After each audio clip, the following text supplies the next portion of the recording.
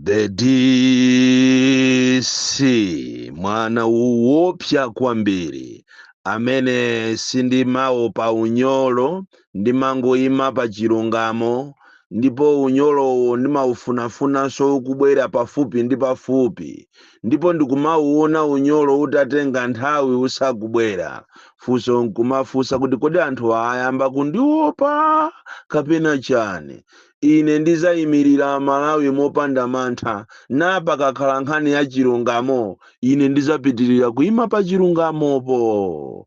Amalawi ambiri andiyimbira mafoni dzulo after SONA. Mwina ena simaiziwa SONA, tikati SONA ndi State of National Address, kusonyeza kuti mtsogoleri wa dziko amayenera alankhule ku mtundu wa Malawi.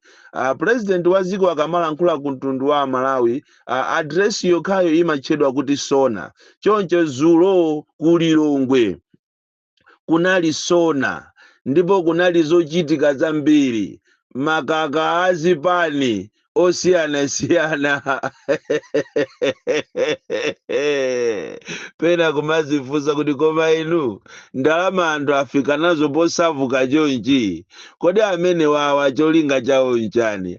Awa sazazilirira ndalama zawo awa kuyigwira saluyo kuyiona kungoyichapa kamozi salu yasuluka. Kodi ti 2025 as we go towards the election tiona zinthu choncho. Amalawi after the SONA andiyimbira ambirimbiri kuti afunse kuti kodi SONA yayenda bwanji chifukwa kukunenedwa zambiri. Nde mama uno popeza anthu ambiri amanditenga ine kuti ndine wamadrama, ndine wapachikamwa, ndine munthu amene sinimafunira atsogoleri a dziko lino zabwino. Ine zambiri sindinena, koma tiyeni tonse tingoyimba